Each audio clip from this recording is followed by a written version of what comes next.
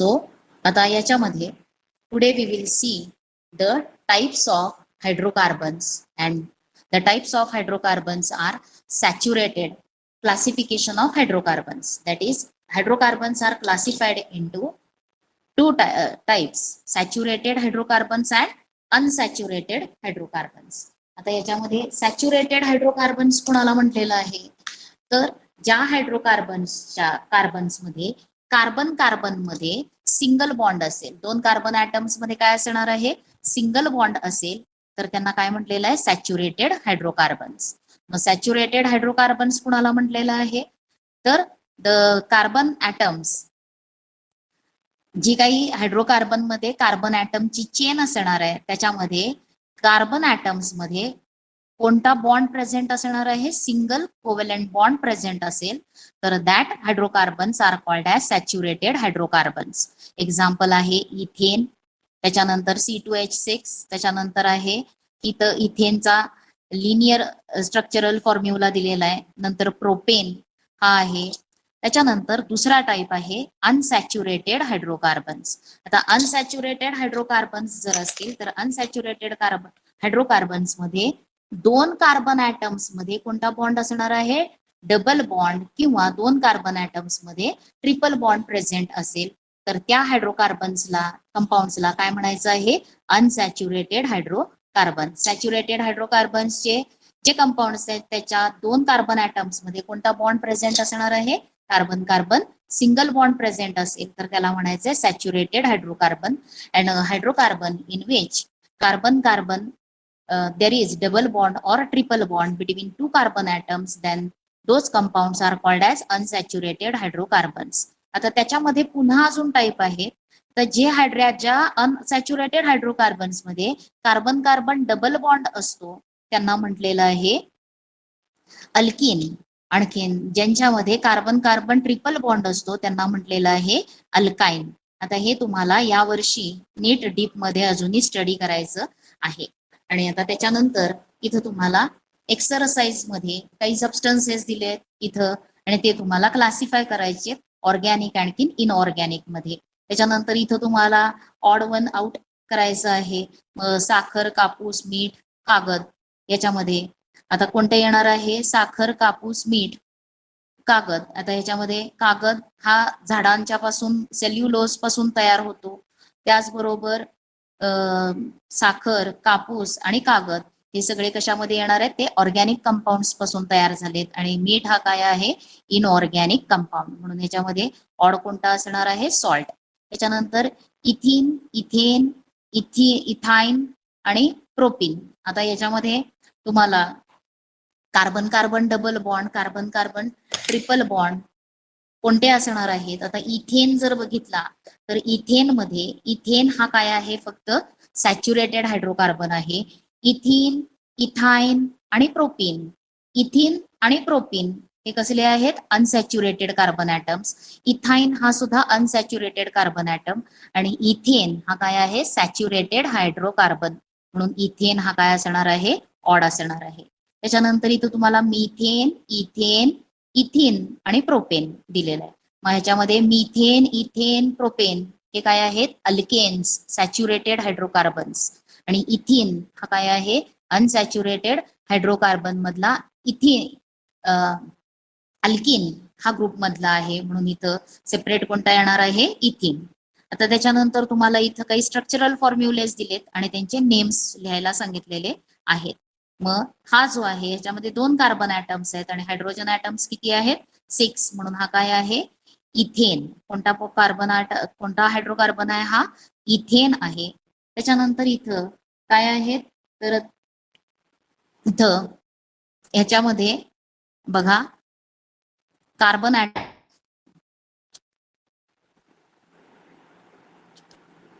आता double bond दिलेला आहे. आता ह्यांचं नेम्स जे आहेत ते नेम्स कसं नॉमेनक्लेचर असतं ते समजल्यावरती तुम्हाला ह्यांचे नेम्स नीट लिहायला येणार आहेत.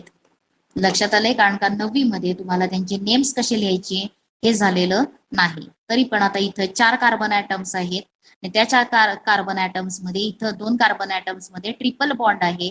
आता 4 कार्बन ॲटम्स असल्यावरती पॅरेंट अल्केन कोणता असतो तर methane, ethane, methane, ethane, butane, methane, ethane, propane आणि ब्युटेन. म्हणजे इथं त्याचं नेम जे आहे त्याच्यामध्ये काय करायचं आहे, हा ब्युटेन, BUTANE येणार आहे. आता इथं ट्रिपल बॉन्ड आहे म्हणून ANE जो आहे तो कशाने रिप्लेस होतो, ब्युटाईन. हा ट्रिपल बॉन्ड म्हणजे अल्काईन ग्रुप मधला आहे म्हणून ह्याचं नेम ANE हा कशाने रिप्लेस होणार आहे, YNE न रिप्लेस होणार आहे म्हणून याचं नेम येणार आहे ब्युटाईन. काय आहे, हा ब्युटाईन आहे. त्याच्यानंतर इथं हा एक आयसोमर दाखवलेला आहे आणि सगळ्या कार्बन ऍटम्स मध्ये काय आहे, सिंगल बॉन्ड प्रेझेंट आहे. हा सॅच्युरेटेड हायड्रोकार्बन आहे. मग आता ह्याचं नेम देताना त्याचं नेम जे आहे ते नेम्स कसे द्यायचे ते तुम्हाला या वर्षी अजूनही नीट समजेल. लक्षात आले, तुम्ही या दोघांचे फक्त नेम्स द्या. हा इथं मी दुसरे फॉर्म्युलेस तुम्हाला देते म्हणजे ते तुम्हाला, हा टाईप तर इथं लिहायला चुकलेला आहे.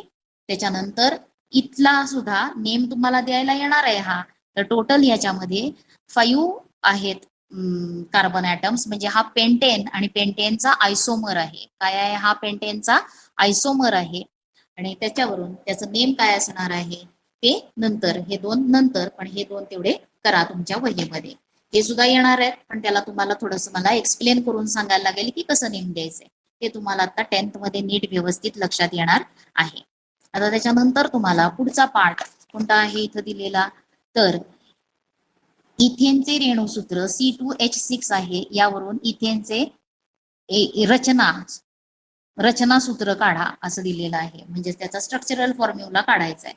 स्ट्रक्चरल फॉर्म्युला तुम्ही याच्यासाठी बघितला मिथेनसाठी, तसंच कसा काढायचा आहे तुम्हाला इथं तुम्हाला दिलेला आहे स्ट्रक्चरल फॉर्म्युला. तसा तुम्हाला इथेनचा काढायचा आहे. इथेनचा मॉलिक्युलर फॉर्म्युला किती दिलेला आहे, C2H6. काय आहे, C2H6. म्हणजे त्याच्यामध्ये किती कार्बन ऍटम्स असणार आहेत, 2 कार्बन ऍटम्स असणार आहेत. How many carbon atoms are there, 2 carbon atoms. आणि आता त्यांच्यामध्ये सिंगल बॉन्ड असणार आहे. त्याच्यानंतर याच्या 3 व्हॅलन्सीज ज्या आहेत प्रत्येक कार्बन ऍटमच्या, आता कशानं फुलफिल केल्या जाणार आहेत, हायड्रोजननं केल्या जाणार आहेत. एका कार्बन ऍटमला 3 हायड्रोजन, दुसऱ्या कार्बन ऍटमला 3 कार्बन ऍटम्स. हा आहे स्ट्रक्चरल फॉर्म्युला ऑफ इथेन.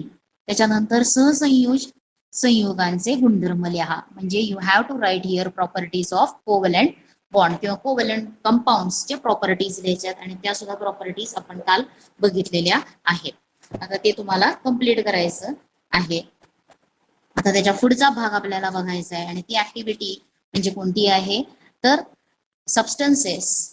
जे आपण रोजच्या ह्याच्यामध्ये वापरले जाणारे जे सबस्टन्सेस आहेत, दैनंदिन जीवनामध्ये आपण जे वापरतो सबस्टन्सेस, त्या सबस्टन्सेसचा स्टडी. म्हणजे आपण घरामध्ये जेवणामध्ये मीठ असतं, त्याच्यानंतर baking powder, baking soda, washing soda, various types of detergents, त्याच्यानंतर oils, different types of oil, घी, त्याच्यानंतर अजूनही आपण कलर्स वेगवेगळे, डिटर्जंट्स असतील, डाईज असतील वेगवेगळे, हे आपण घरामध्ये यूज करत असतो.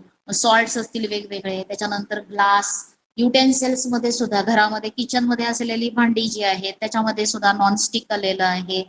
मग त्याच्यामध्ये म्हणजे एनोडायझिंग टेक्निक मुळे फॉर्म झालेले टेफ्लॉन, म्हणजे असे नवीन नवीन सबस्टन्सेस की जे ड्युरेबल असणार आहेत, भरपूर दिवस टिकणार आहेत. आणखीन ते मॅन मेड सबस्टन्सेस आहेत, आणखीन ते मानवाला उपयोगी आहेत. असे आपण दैनंदिन जीवनामध्ये जे काही डिफरंट केमिकल सबस्टन्सेस यूज करतो त्याच्यावरती ही ऍक्टिव्हिटी आहे. आणि त्याच्यासाठी तुम्हाला आपण 9th मध्ये जो चॅप्टर होता द सबस्टन्सेस अराउंड अस, त्याच्यामध्ये काही सबस्टन्सेसचा स्टडी केलेला होता. मग त्याच्यामध्ये तुम्ही काही सॉल्ट्स बघितले, सबस्टन्सेस इन कॉमन यूज, जे आपण घरामध्ये सबस्टन्सेस यूज करतो त्याच्यामध्ये सॉल्ट रोजच्या जीवनामध्ये आपण रोजच्या खाण्यामध्ये आपण वापरतो. टेबल सॉल्ट आहे, सोप आहे, washing soda, baking powder, plaster of Paris, हे सगळे काय आहेत रोजच्या आपल्या जीवनामध्ये वापरले जाणारे सबस्टन्सेस, त्यांचा स्टडी केलेला आहे. त्याच्यामध्ये आपण काही salts, different types of salts बघितले. कोणता सॉल्ट आहे हा, सोडियम क्लोराइड. कसला सॉल्ट आहे हा, strong salt made from strong acid and strong base. म्हणून हा न्यूट्रल सॉल्ट आहे. त्याच्यानंतर सोडियम बायकार्बोनेट. सोडियम बायकार्बोनेट हे स्ट्रॉंग बेस आणि वीक ऍसिड पासून तयार झालाय म्हणून हा बेसिक इन नेचर. हा दोन्हीही स्ट्रॉंग, ऍसिड आणि बेस दोन्ही स्ट्रॉंग आहेत, त्यांच्या रिएक्शन मध्ये तयार होतो म्हणून सोडियम क्लोराईड हा काय आहे, न्यूट्रल आहे. तर सोडियम कार्बोनेट हा बेसिक इन नेचर असणार आहे. त्याच्यानंतर सोडियम बायकार्बोनेट हा काय आहे, त्याला आपण खाण्याचा सोडा म्हणतो. सोडियम कार्बोनेट म्हणजे धुण्याचा सोडा. त्याच्यामध्ये सुद्धा म्हणजे हा सुद्धा काय आहे, एक प्रकारचा सॉल्ट आहे आणि त्या सॉल्टमध्ये वॉटर ऑफ क्रिस्टलायझेशन प्रेझेंट आहे. सोडियम कार्बोनेट हा कसला सॉल्ट आहे, the salt which has water of crystallization, असा कंपाऊंड की त्याच्यामध्ये वॉटर ऑफ क्रिस्टलायझेशन प्रेझेंट आहे. तो जर एक्सपोज झाला एअरला तर काय होणार आहे, हे वॉटर ऑफ क्रिस्टलायझेशन इव्हॅपरेट होऊन जाणार आहे. त्याच्यानंतर आपण नंतर किरणोत्सारी समस्थानिके, किरणोत्सारी म्हणजे काय असणार आहे, रेडिओ ऍक्टिव्ह एलिमेंट्स काय आहेत त्याचा पण स्टडी थोडाफार केलेला आहे. मग तुम्हाला काही सॉल्ट्स आणि त्या सॉल्ट्स साठी आपण इथं स्टडी केलेला होता. मग ब्लिचिंग सोडियम बायकार्बोनेट, त्याच्यानंतर ब्लिचिंग पावडरची स्टडी केलेला आहे. त्याच्यानंतर तुम्ही कोणता सॉल्ट बघितलेला आहे, वॉशिंग सोडा. आणि वॉशिंग सोडा कसला सॉल्ट आहे, वॉटर ऑफ क्रिस्टलायझेशन प्रेझेंट असलेला सॉल्ट आहे. आता हा जर एक्सपोज झाला तर त्याच्यामधून वॉटर ऑफ क्रिस्टलायझेशन काय होणार आहे, इव्हॅपरेट होणार आहे. त्याच्यानंतर तुम्हाला त्यांच्या प्रॉपर्टीज पण त्या सॉल्ट्सच्या तुम्ही स्टडी केलेल्या आहेत. तर क्रिस्टलाइन सॉल्ट्स कोणते कोणते आहेत अजूनही, त्याच्यामध्ये ऍलम, त्याला म्हटलंय पोटॅश ऍलम, त्याचा हा फॉर्म्युला आहे, it is double salt. Potassium आणि अल्युमिनियमचा डबल सॉल्ट आहे. Potash K2SO4.Al2SO4 thrice .24H2O. किती वॉटर मॉलिक्युल्स आहेत त्याच्यामध्ये, ऍलम म्हणजे तुरटी, त्याच्यामध्ये 24 वॉटर मॉलिक्युल्स प्रेझेंट आहेत. त्याच्यानंतर बोरॅक्स, त्याच्यामध्ये 10 वॉटर मॉलिक्युल्स प्रेझेंट आहेत. त्याच्यानंतर इप्सम सॉल्ट म्हणजेच मॅग्नेशियम सल्फेट आणि त्याच्यामध्ये 7 वॉटर मॉलिक्युल्स प्रेझेंट आहेत. हे कसले सॉल्ट्स आहेत, सगळे examples of salts which contains water of crystallization. त्याच्यानंतर बॅरियम क्लोराईड, त्याच्यामध्ये 2 वॉटर मॉलिक्युल्स प्रेझेंट आहेत. सोडियम सल्फेट, त्यालाच ग्लुबर्स सॉल्ट असं म्हटलेलं आहे आणि इट कंटेन्स 10 वॉटर मॉलिक्युल्स किती प्रेझेंट आहेत, 10. आता त्याच्यानंतर डिटर्जंट्स पण स्टडी केलेले आहेत. सोप असेल, washing soap, bathing soap, detergents. Detergent म्हणजे काय, तर ज्या सबस्टन्स मध्ये सरफेस क्लीन करण्याची प्रॉपर्टी, वॉटर बरोबर तो काय करणार आहे, रिॲक्ट होणार आहे. आणखीन जे डिटर्जंट हे काय करणार आहे, सरफेस क्लिन्झिंग ऍक्शन त्याच्यामध्ये असणार आहे इन डायल्यूट सोल्युशन. त्याच्यानंतर रेडिओ ऍक्टिव्ह सबस्टन्सेस. हे आता रेडिओ ऍक्टिव्ह सबस्टन्सेस म्हणजे काय, तर ज्या इलेमेंटचे आता हायर ॲटॉमिक इलेमेंट जे आहेत, ज्यांचा ॲटॉमिक नंबर ग्रेटर आहे, हायर ॲटॉमिक इलेमेंट, त्याच्यामध्ये युरॅनियम, थोरियम, रॅडियम, हे काय करतात, त्यांच्या न्यूक्लियस मधून spontaneous emission of highly penetrating and high energy radiations are given out. त्यांच्या न्यूक्लियस मधून काय होणार आहे, स्पॉन्टॅनियसली म्हणजे सतत त्या न्यूक्लियस मधून हाय रॅडिएशन्स बाहेर टाकले जाणार आहेत. आणि त्याचबरोबर या प्रोसेसला काय म्हटलंय, किंवा या इलेमेंटच्या प्रॉपर्टीला काय म्हटलंय, रेडिओ ऍक्टिव्हिटी. आणि त्या सबस्टन्सला काय म्हटलेलं आहे, ज्या सबस्टन्सेस मध्ये ही रेडिओ ऍक्टिव्हिटी प्रॉपर्टी आहे त्यांना म्हटलंय radio active substance. Radio active substance कोणते आहेत, युरॅनियम, थोरियम, रॅडियम, हे काय असणार आहेत, रेडिओ ऍक्टिव्ह सबस्टन्सेस. आता रेडिओ ऍक्टिव्ह सबस्टन्स जे आहेत त्यांचं न्यूक्लियस जे आहे ते स्टेबल नसतं. न्यूक्लियस काय असणार आहे, अनस्टेबल. न्यूक्लियस अनस्टेबल असतं, त्यांचं न्यूक्लियस स्टेबल नसतं आणि त्या न्यूक्लियस मधून काय होणार आहेत, सतत रॅडिएशन्स बाहेर टाकले जाणार आहेत. आता रॅडिएशनचे टाइप्स आहेत, थ्री टाइप्स ऑफ रॅडिएशन्स. त्याच्यामध्ये जे पॉझिटिव्हली, ज्या रॅडिएशन्स वरती पॉझिटिव्ह चार्ज आहे त्यांना म्हटलंय अल्फा रॅडिएशन्स, ज्यांच्यावरती निगेटिव्ह चार्ज आहे त्यांना म्हटलंय बीटा रॅडिएशन्स, आणि जे चार्जलेस रॅडिएशन्स आहेत त्यांना काय म्हटलेलं आहे, गॅमा रॅडिएशन्स. म्हणजे जे रेडिओ ऍक्टिव्ह सबस्टन्सेस चे रॅडिएशन्स 3 टाइप्सचे आहेत, alpha rays, beta rays and gamma rays. कळलेलं आहे. अल्फा रेज वरती कोणता चार्ज असणार आहे, पॉझिटिव्ह चार्ज. बीटा रेज वरती कोणता चार्ज असणार आहे? Negative charge. आणखीन चार्ज लेस असलेले कोणते रेडिएशन्स आहेत? Gamma radiations. इथे एक तुम्हाला काय दिलेलं आहे, तर अल्फा बीटा गॅमा रेज बाहेर पडतात त्याच्यासाठी एक एक्सपेरिमेंट केलेला आहे. आणि त्या एक्सपेरिमेंट वरून काय लक्षात आलेलं आहे की अल्फा पार्टिकल्स, आता इथं हा लेड बॉक्स आहे आणि त्या लेड बॉक्स मध्ये एका कॅव्हिटी मध्ये एक रेडिओ ऍक्टिव्ह सबस्टन्स ठेवलेला आहे. त्या कॅव्हिटीला इथं त्या बॉक्सला एक थोडंच ओपनिंग आहे. या ओपनिंग मधून काय होणार आहे, याच्यातून आता हा जो रेडिओ ऍक्टिव्ह सबस्टन्स आहे त्याच्या सर्व बाजूकडून रेडिएशन्स बाहेर पडणार आहेत. मग फक्त ह्या होल मधले जेवढे आहेत त्या होल मधून तेवढे फक्त काय होणार आहेत, ते बाहेर येणार आहेत. ते बाहेर येत असताना परत इथे एक पुढे स्लिट ठेवलेली आहे स्क्रीन, त्याला एक होल आहे, त्याच्यातून ते रेडिएशन्स बाहेर येणार आहेत.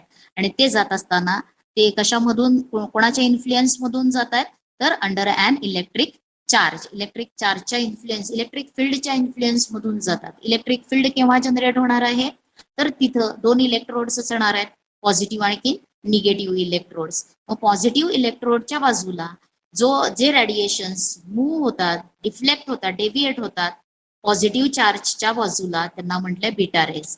त्याच्यानंतर जे निगेटिव्ह प्लेटच्या बाजूला जे डेव्हिएट होतात त्यांना काय म्हटलेलं आहे, अल्फा रेज. आणि the rays which goes without any deviation they are called as gamma raise.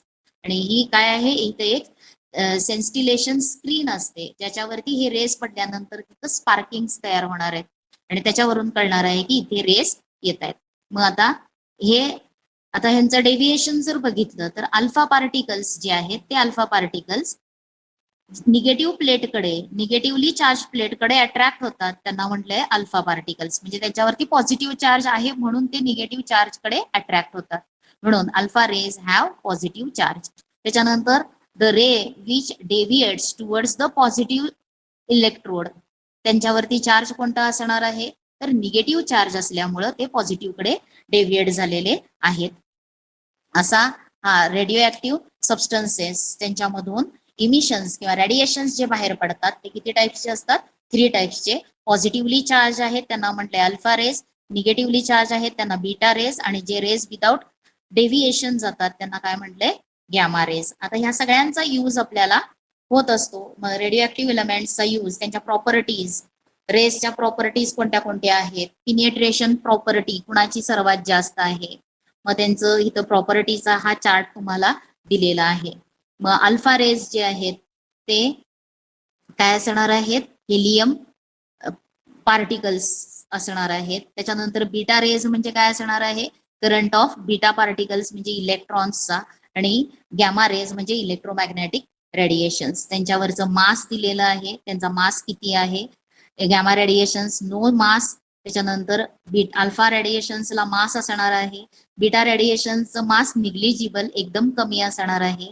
Charge दिलेला आहे, अल्फा रेज वरती असलेला चार्ज किती आहे, +2. त्याच्यानंतर बीटा रेज वरती -1, आणि न्यूट्रल कोणते रेज आहेत, गॅमा रेज.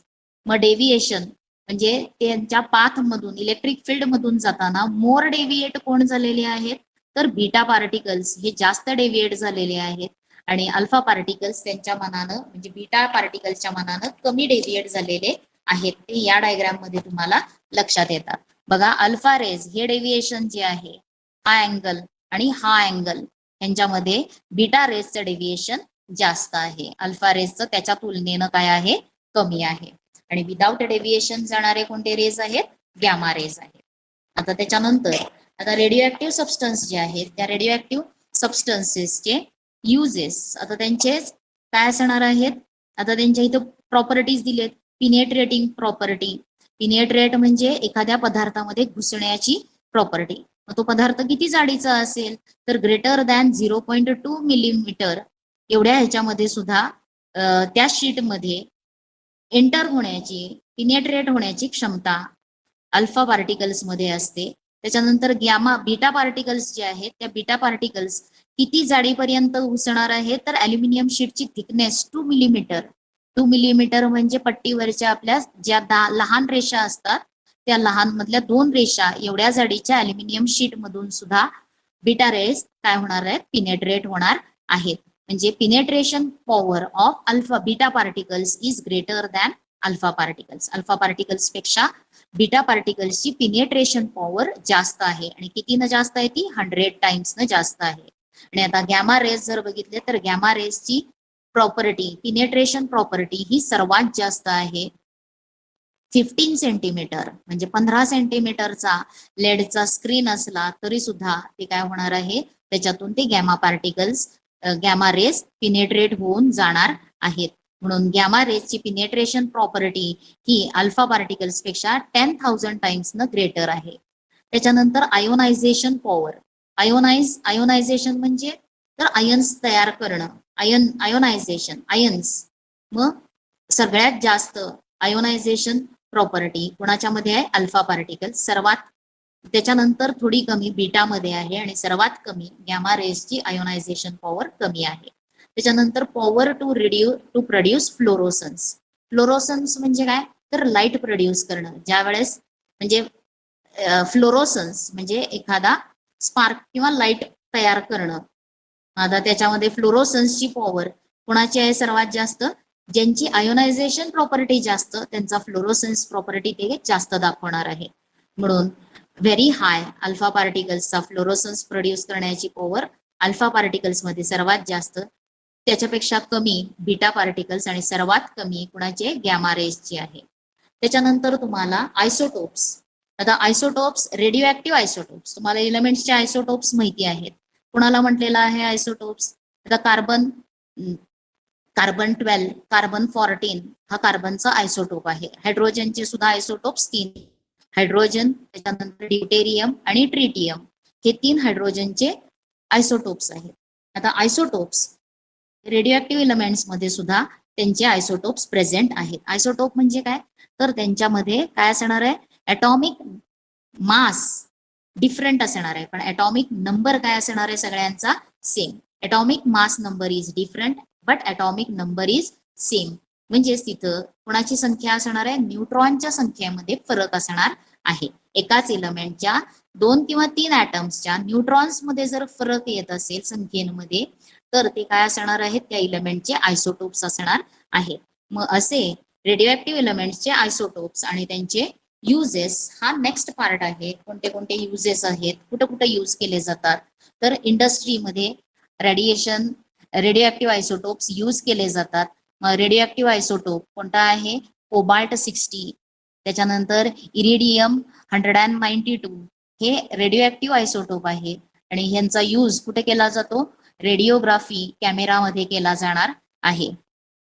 त्याच्यानंतर रेडिओग्राफी म्हणजे काय? तर आयर्न आर्टिकल्स जे असतील किंवा कास्टिंग ऑफ आयर्न असेल, कास्टिंग, आयर्नचं कास्टिंग किंवा आयर्नचे आर्टिकल्स, मग त्यांच्यामध्ये काही क्रॅक्स आहेत का, इंटरनल क्रॅक्स आहेत का, हे बघण्यासाठी किंवा काही सोल्डर डिटेक्ट करण्यासाठी काय केले जाणार आहेत? गॅमा रेजचा यूज केला जाणार आहे. आणि मग या गॅमा रेज साठी कोणते आयसोटोप्स यूज केलेले आहेत? आयसोटोप कोबाल्ट 60 आणि इरिडियम 192 यांचा यूज होतो.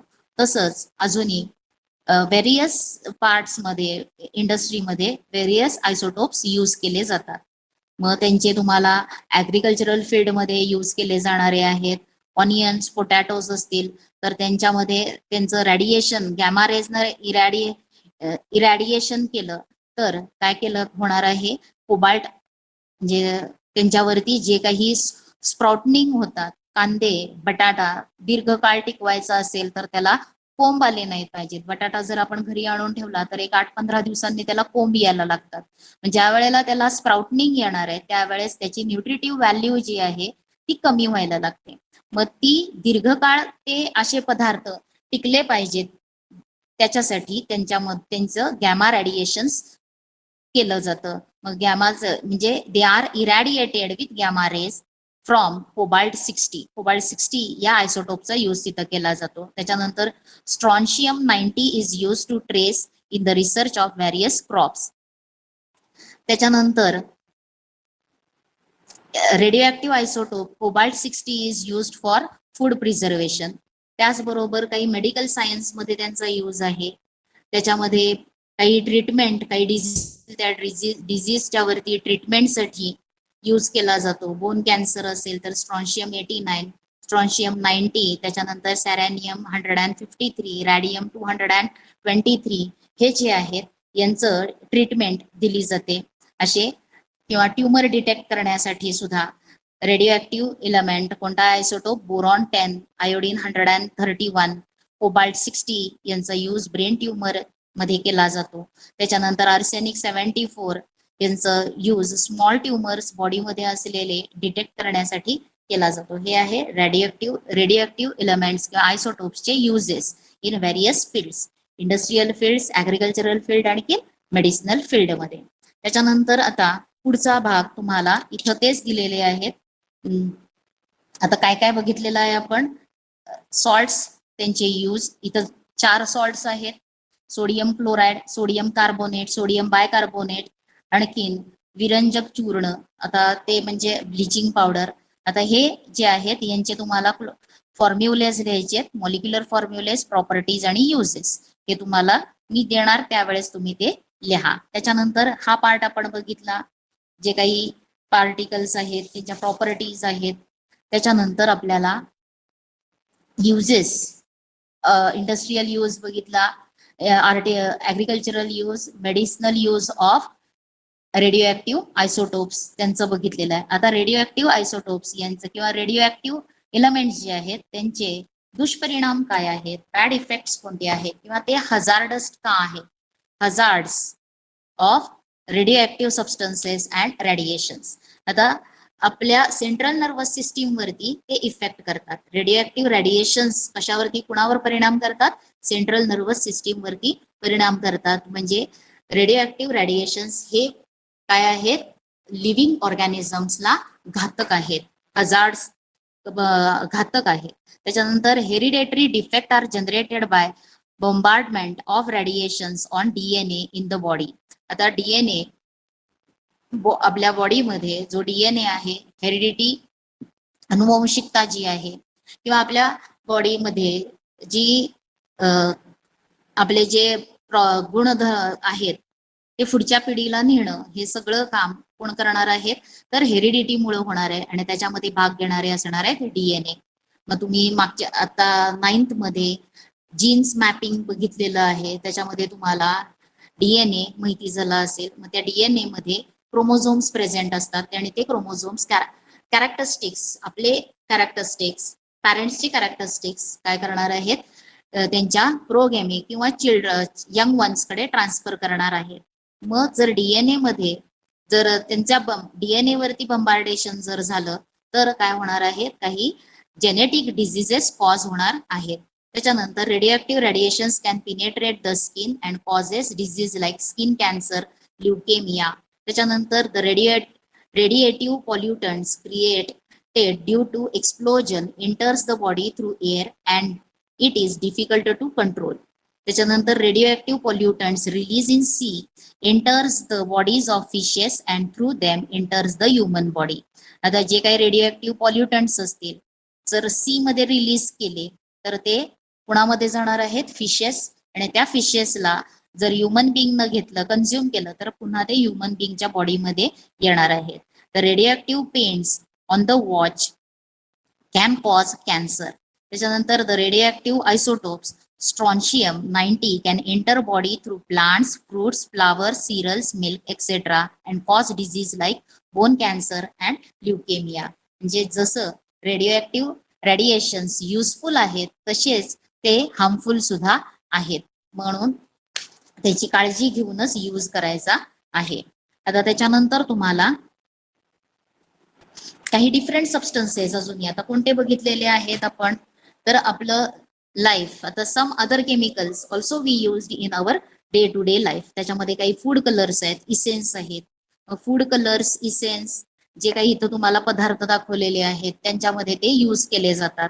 मग आता हे फूड कलर्स जे आहेत ते फूड कलर्स सिंथेटिकली म्हणजे आर्टिफिशियली तयार केले जातात. काही वेळेला म्हणजे त्या फूडला छान कलर यावा याच्यासाठी ते ऍड केले जातात. मग हे जे ऍड केलेले आर्टिफिशियल फूड कलर्स आहेत ते काय असतात, हार्मफुल असतात. मग food colours added to pickles, jam, sauce contain small quantity of lead. Lead हा पॉइझनस मेटल आहे अँड मर्क्युरी. आणि हे These can be harmful for those who consume those products on a regular basis. बाहेरचं खाद्य जे आहे, घरामध्ये आपण लोणचं तयार करतो, घरामध्ये जर आपण कोणता सॉस जॅम तयार केला तर त्याच्यामध्ये आपण फूड कलर्सचा यूज करत नाही. पण आपण ज्या वेळेला आपण बाहेरून असेच पदार्थ आणतो त्यावेळेस फूड कलरचा यूज त्याच्यामध्ये जास्त केला जातो आणि हे जर सतत कंझ्युम केलं तर आपल्याला काय होणार आहेत, काही हार्मफुल इफेक्ट्स कॉज होणार आहेत. त्याच्यानंतर तुम्हाला डिझीज लाईक ADHD म्हणजे attention deficit hyper reactivity disorder and can affect children due to excessive consumption of food with added food colors. Food colours add केलेलं खाल्ल्यामुळं लहान मुलांमध्ये काय होणार आहे, attention deficit hyper activity disorder form होणार आहे. त्याच्यानंतर फूड कलर्स जे आहेत ते नॅचरल पण असणार आहेत आणि आर्टिफिशियल पण असणार आहेत. मग food colours prepared from seed, beetroots, flowers, fruits, concentrates are natural. आता जे फ्रुट्स असतील त्या फ्रुट्सचा यूज करून कलर तयार केलेत, बीटरूट त्याचा कलर, सीड्सचा यूज करून, फ्लावर्सचा यूज करून हे नॅचरल असणार आहेत. त्याच्यानंतर tartrazine, sunset yellow are artificial food colours used extensively. However, overconsumption of artificial food colors can be detrimental to health. आपल्या हेल्थला ते चांगलं असणार नाही. म्हणून कुणाचा वापर केला पाहिजे, usage of natural food colours is always good. Natural food कलर्सचा यूज करा, आर्टिफिशियल फूड कलरचा यूज करायचा नाही, त्याचे बॅड इफेक्ट्स आपल्या शरीरावरती कॉज होतात. आता तसंच डाईज हा सुद्धा नंतरचा सबस्टन्स आहे की जे डाईज यूज केले जातात. आता colouring substances on applying articles वरती, त्याचबरोबर त्या आर्टिकल्सला कलर मिळण्यासाठी जो काही रंग दिला जातो त्याला काय म्हटलेलं आहे, डाईज म्हटलेलं आहे. मग आता डाईज हे जे आहे ते soluble in water and insoluble in soil. Often a mordant has to be use to fix the colour after dyeing a cloth. Cloth वरती आपण रंग देतो त्यावेळेस तो रंग टिकला पाहिजे म्हणून त्याच्यामध्ये मॉर्डंट ऍड केलं जातं, फिक्स केलं जातं, त्याच्यामुळे तो रंग कपड्यावरती बसतो. आता कलर्स आपल्याला नॅचरल डाईज कोणापासून तयार केले जाणार आहेत तर प्लांट्स पासून. Plants are the main source. प्लांट्सचे रूट्स असतील, लिव्ज असतील, फ्लावर, बार्क, त्यांच्या साली असतील, फळं असतील, बिया असतील, त्याच्यानंतर फंगस वेगवेगळ्या प्रकारचे, त्याच्यानंतर स्पिस्टल्स फुलं असतात त्या फुलांमध्ये जे अँथर त्याला जी पिस्टल्स असतात ते pistils are used for making dyes. मग पिस्टल्स याच्यामध्ये आपण जर केशर बघितलं, केशर हे काय आहे, फुलांचा अँथर्स पिस्टल्स असतात. केशर हे शब्द माहिती असेल, in Kashmir a very good dye is made from saffron which is used as a dye fibres from which saris, shawls, dresses are made. म्हणजे त्याचा कलर, तो सॅफ्रॉनचा कलर कशामध्ये यूज केला जातो, शाली विणण्यासाठी, त्याच्यानंतर तिथले ड्रेसेस किंवा साडी यांच्यासाठी तो कलर यूज केला जातो, फायबरला सुद्धा. दीज आर व्हेरी कॉस्टली, म्हणून ते कॉस्टली असतात. Many people are engaged in this occupation as their means, म्हणजे ती अर्निंग साठी सुद्धा होणार आहे. त्याच्यानंतर आर्टिफिशियल डाईज जे आहेत ते आर्टिफिशियल डाईज सुद्धा मोठ्या प्रमाणामध्ये वापरले जातात आणि आर्टिफिशियल डाईज जे आहेत त्यांच्यामध्ये काय असणार आहेत, सॉल्युबिलिटी, ते पेट्रोलियम प्रोडक्ट्स आणखी मिनरल्स यांच्यापासून तयार केले जाणार आहेत. आर्टिफिशियल डाईज जे आहेत दे आर काय आहेत, petroleum products and minerals are used in these days. आता युजेस दिलेले आहेत डाईजचे. कलरिंग, क्लॉथ किंवा हेअर कलरिंग साठी होणार आहेत. Fluorescent colours are used to make street borders and that are visible at night. रात्रीच्या वेळेला आपल्याला रोड त्याची विड्थ दिसली पाहिजे याच्यासाठी फ्लोरोसेंट स्ट्रिप्स दिले जातात.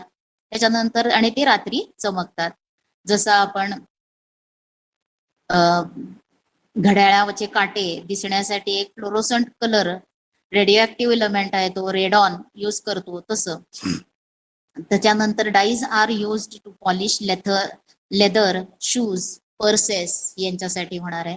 त्याच्यानंतर त्याचे ऍडव्हर्स इफेक्ट म्हणजे बॅड इफेक्ट्स कोणते आहे, dyeing hair can have adverse effect on hair fall, damage of hair structure, हे सगळे कॉज होणार आहेत. लिपस्टिक जे आहे त्या लिपस्टिकमध्ये कलर ह्याच्यामध्ये कोणतं यूज केला असतो तर लेड आणखीन मर्क्युरी यांचा यूज केला जातो आणि ते काय आहेत घातक असतात. आणि जर हे कन्झ्युम करून खाण्याबरोबर पोटामध्ये गेलं तर त्याचे डिसऑर्डर्स कॉज होणार आहेत.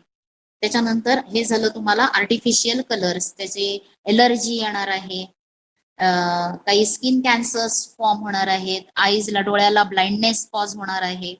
त्याच्यानंतर जे काही आपण डिटर्जंट्स डिओड्रंट्स वापरतो, परफ्युम्स वापरतो, त्यामुळं काय होणार आहे स्वेट ग्लँड्स ज्या असतात, घामाच्या ग्रंथी ज्या असतात त्या ग्रंथी ब्लॉक होतात, ते पोर्स ब्लॉक होतात आणि ते पोर्स ब्लॉक झाल्यामुळं काही डिझीज डिसऑर्डर स्किनला कॉज होत असतात.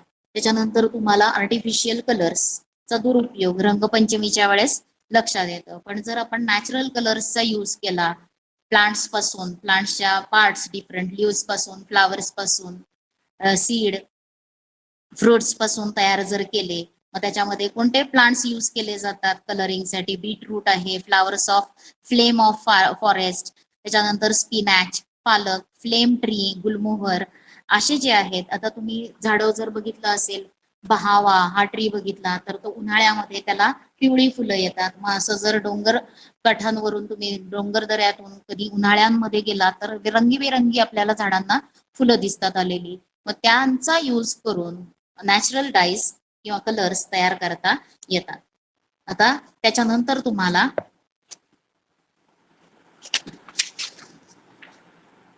आता तुम्हाला काय बघायचं आहे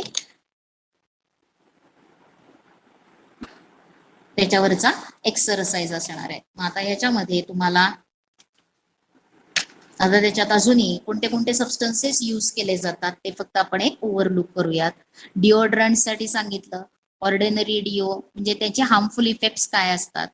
त्याच्यानंतर टेफ्लॉन हा एक सबस्टन्स आहे आणि त्याचं कोटिंग कशावरती केलं जातं, कुकिंग युटेन्सिल्स वरती केलं जातं, इंडस्ट्रियल इक्विपमेंट्स असतील त्यांच्यावरती केलं जातं टू अवॉइड स्टिकिंग. मग आता this is polymer of tetrafluoro ethenyl, tetrafluoro ethylene हे काय आहे पॉलिमर आहे. टेफ्लॉन हे काय आहे polymer, it is polymer of tetrafluoro ethylene. आणखीन त्याचा यूज कशासाठी केला जातो तर जे काही इक्विपमेंट्स आहेत, इंडस्ट्रियल इक्विपमेंट्स असतील त्याच्यावरती कोटिंग केलं जातं त्याचं, आणि ते कोटिंग केल्यामुळं जे काही स्टिकिंग जे चिकटण्याची अवॉइड केलं जाणार आहे, तो सरफेस हा स्टिकी होणार नाही, ते अवॉइड केलं जाणार आहे. आता त्याच्यानंतर तुम्हाला टेफ्लॉनचे युजेस, टेफ्लॉनच्या प्रॉपर्टीज आणि ते कुठे यूज केला जातो. आता atmosphere and chemical substances have no effect on Teflon. Teflon हा एक पॉलिमर आहे, जसं आपण प्लास्टिक बघतो, प्लास्टिकच्या पिशव्या असतील त्या हे काय आहेत पॉलिमर्स आहेत एक प्रकारचे. मग तसाच टेफ्लॉन हा एक पॉलिमर, आणखीन त्याच्यावरती ऍटमॉस्फिअर आणि कोणत्या केमिकल सबस्टन्सेसचा इफेक्ट होत नाही. Neither water nor oil will stick to Teflon coating articles. जर आर्टिकल्सला टेफ्लॉनचं कोटिंग असेल तर पाणी त्याला चिटकत नाही किंवा ऑइल सुद्धा चिटकत नाही. High temperature do not affect Teflon as its melting point is 320 degrees Celsius. Teflon coated articles are easy to clean.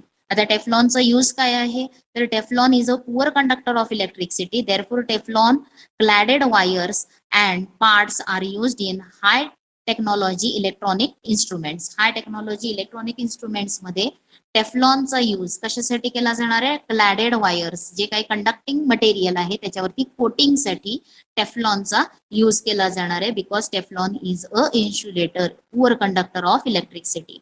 It is used for making nonstick kitchenwares, जे काही स्वयंपाकघरामध्ये नॉनस्टिक युटेन्सिल्स असतात ते नॉनस्टिक युटेन्सिल्स तयार करण्यासाठी. The coloured metal sheets of two wheelers, four wheelers are given a Teflon coating to protect them from damage due to high temperature and rain. जे काही two wheelers असतील, four wheelers असतील, त्याचे जे काही metallic part आहेत त्या metallic part वरती कशाचं कोटिंग केलं जातं, टेफ्लॉनचं कोटिंग केलं जातं. त्याच्यामुळं त्याच्यावरती टेम्परेचर, हाय टेम्परेचर, रेन त्याचा परिणाम होणार नाही. त्याच्यानंतरचा आहे कोणता, पावडर कोटिंग. त्याच्यानंतर आहे एनोडायझिंग, सिरॅमिक्स, हे तुम्ही थोडंफार तुम्हाला हे माहिती आहे. आता त्याच्यानंतर पोर्सेलिन, पोर्सेलिन म्हणजे तुम्ही चिनी मातीचं जे आहे, मग बोन चायना. पोर्सेलिन ही एक प्रकारची काय आहे, सिरॅमिक आहे. घरामध्ये फ्यूज वायर जी असते, ते फ्यूज बसवलेलं जे डिव्हाइस आहे व्हाईट रंगाचं असतं, त्याच्यामध्ये फ्यूज वायर बसवलेली असते, ते पोर्सेलिनची असते. त्याच्यानंतर बोन चायना, घरामध्ये जे काही कबशा आहेत त्या बोन चायनापासून असतात तयार झालेल्या. मग बोन चायना कशी तयार केली जाते, मग त्याच्यामध्ये, आणि ते ड्युरेबल असतं, दीर्घकाळ जास्त दिवस टिकणारे असे हे पदार्थ आहेत, सबस्टन्सेस आहेत. मग त्याच्यानंतर ceramic is harder than पोर्सेलिन. Ceramic हे पोर्सेलिन पेक्षा काय आहे, हार्डर आहे. आता पोर्सेलिन मध्ये, आता bone china is made by adding some ash of animal bones in the mixture of china clay, feldspar and fine silica. मातीमध्ये सिलिका असणार आहे, हे सगळ्याचं मिक्सचर होऊन पोर्सेलिन तयार होणार आहे. आणि सिरॅमिक इज हार्डर दॅन पोर्सेलिन. आता हे जे सिरॅमिक तयार होणार आहे ते हार्डर दॅन पोर्सेलिन. त्याचे ऍडव्हान्टेजेस, ऍडव्हान्स्ड सिरॅमिक्स जे आहेत त्याच्यामध्ये ऑक्साइड ऑफ अल्युमिना, त्याच्यानंतर झिरकोनिया, सिलिका आणि other compounds like silicon carbide, boron carbide are used instead of clay of making advanced ceramic. This ceramic requires a temperature of 1600 to 1800 degrees Celsius and oxygen-free atmosphere for firing, and this process is sintering. म्हणजे ceramic जे advance ceramic जे आहे ते कसे काय काय असणार आहेत, ऑक्साइड्स लाईक अल्युमिना, झिरकोनिया, सिलिका यांच्यापासून तयार होणार आहे. आता या लेसन मध्ये तुम्हाला डिफरंट सबस्टन्सेस तुम्ही बघितले, आणि त्याच्यानंतर आता तुम्हाला काय करायचं आहे, त्याचा एक्सरसाइज. आणि हा एक्सरसाइज मी तुम्हाला देते, त्यावेळेस तुम्ही तो सॉल्व्ह करा. लक्षात आलेलं आहे? तर नाउ वी विल स्टॉप.